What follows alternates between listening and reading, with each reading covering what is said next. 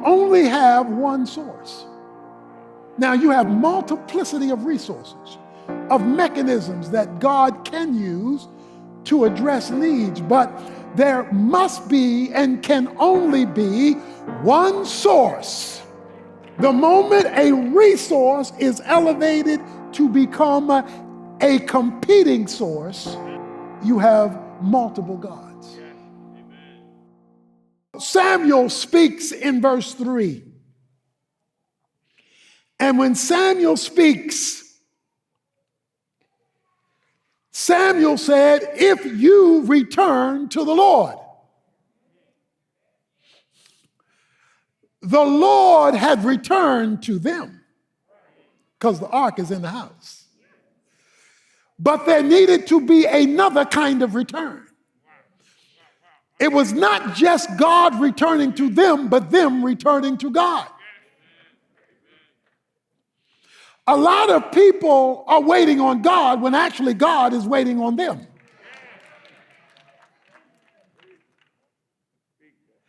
And to return to the Lord meant that you had to get rid of something. He said, remove the foreign gods and the Asherah from among you and direct your hearts to the Lord and serve him alone. That's a no-compete clause. Get rid of your idols. So what they had done was they had brought the ark in without getting rid of their competing deities. They had brought the ark in, but they didn't want to get rid of their other gods. Now, if the other gods were that good, you wouldn't have needed to go find the ark. But the other gods, the idols, gave them a level of comfort and security. They gave them a fallback plan. Now, we've defined it numbers of times, but let me define it again. The biblical definition of an idol.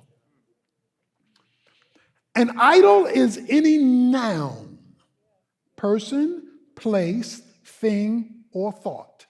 Any noun, person, place, thing, or thought that you look to as your source to meet your needs. Let me say that again. An idol is any noun, person, place, thing, or thought that you look to as your source to meet your needs. Idols were not just things, they were things designed to do something. People didn't worship idols just to worship idols, they wanted the idols to do something for them. Baal and his girlfriend, Asherah, were the fertility gods. They were the gods that was going to make the land productive. They were the gods that were going to make the rain come. They were going to God to produce the offsprings. They were going to the cattle would replicate so that there would be plenty of food and money to from the sale. In other words, with Baal and Asherah, our economic situation is going to be better. In other words, they were looking to the God to do something. It was a source. So when we talk about idolatry, don't just think of third world countries where they're worshiping stones and rocks and bushes and trees. It is any noun, person, place, thing, or thought that you look to as your source to meet your need. One of the things we've tried to express here to our family is that you only have one source. Now, you have multiplicity of resources, of mechanisms that God can use to address needs, but there must be and can only be one source. The moment a resource is elevated to become a competing source, you have multiple gods.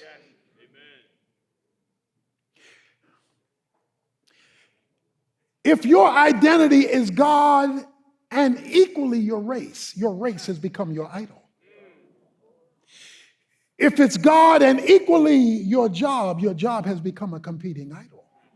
Or your bank account, or your politics, or it could be anything that has become the source of your hope. Because right now in here today, we got Democrat idols and Republican idols, because you think who's in the White House is going to fix the nation. And all God is seeing is a bunch of idols. See, we have American idols. We get designer idols, sophisticated idols. But it's any noun, person, place, thing, or thought that you look to as your source. And what you do is you have created a man-made representation of Almighty God. The Bible declares, for example, in Romans chapter 1, these daunting words that you need to review and to become acquainted with. He says in verse 18, the wrath of God is revealed from heaven against all ungodliness and unrighteousness of men who suppress the truth in unrighteousness, because that which is known about God is evident within them, for God has made it evident to them. Since the creation of the world, his invisible attributes, his eternal power and divine nature have been clearly seen, being understood through what has been made, so that they are without excuse. Now look at verse 21. And even though they knew God, they did not honor him as God or give thanks, but they became futile in their speculations, and their foolishness hearts were darkened. Professing to be wise, they became fools and exchanged the glory of the incorruptible God for an image in the form of corruptible man, creating images that are false images, because their foolish hearts were darkened, even with their BAs and their MAs and their PhDs. Their foolish hearts were darkened. So he says, if you want God, even though you've got the symbol here, there must be a return. He has returned to you. Now the question is, have we returned to him?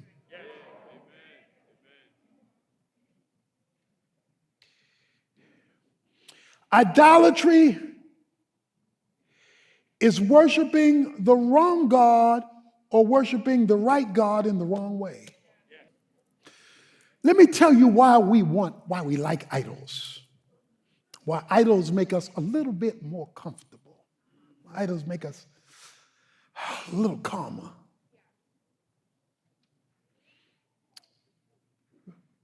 Because there's no accountability. I don't have to answer to an image. I don't have to really be bossed around by an idol, because I have an element of control, because I made the idol. See, I decided that you're going to be an idol. And if I made you my idol, then I have say-so about how I'm going to allow you to idol me. I'm going to decide that part of God I don't want. That part of God I don't like. I like this part of God, I don't like that part of God, but I'm going to keep you around so that the part I like is available to me. We have a convenient God. That's why he says it's idols created by man. Because then you can control it. But when Moses asked God, who should I say sent me? Okay, I'm going to Pharaoh. You want me to go to Pharaoh? They're going to think I'm crazy. They're going to say, who died and made you boss? Who sent you? He said, God told him, you tell him I am that I am sent you. Don't tell him I am what you want me to be. You tell him that I am, self-existent, self-sufficient, self-contained. I am the independent deity, and I call the shots up in here, up in here. We live in a day when people want God for invocations and benedictions, as long as he has no say-so in the stuff in between. Many of you may have heard about the situation that came to church. There was a senator from Florida. I met him a couple of months ago.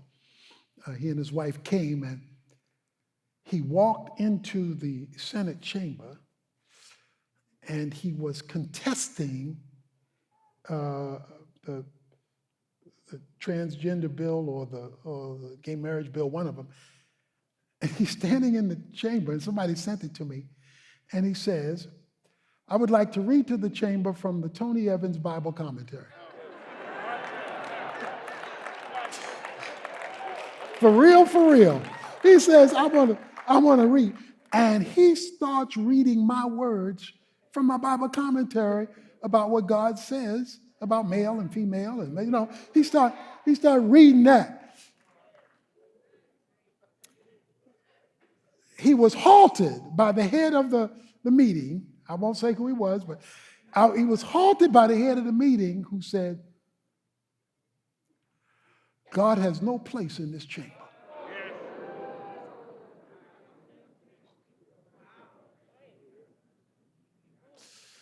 We live in a world where men and women want God for the invocation and God for the benediction, but don't mess with anything between. God, I will give you a couple of hours on Sunday, but on Monday, Tuesday, Wednesday, Thursday, Friday, and Saturday, leave me alone. Leave me alone. Leave me alone. Yeah, okay, I'll give you Sunday and I'll say grace, okay? But leave me alone.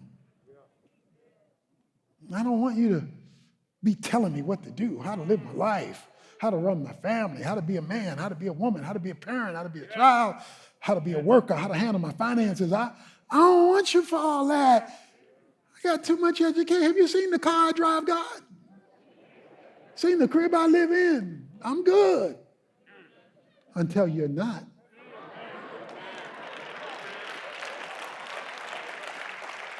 I'm good until you're not. He says, you must return to the Lord your God. And you must remove the idols. You must kick them to the curb. You've got me in the place, but I don't have you in the place. You must return to me.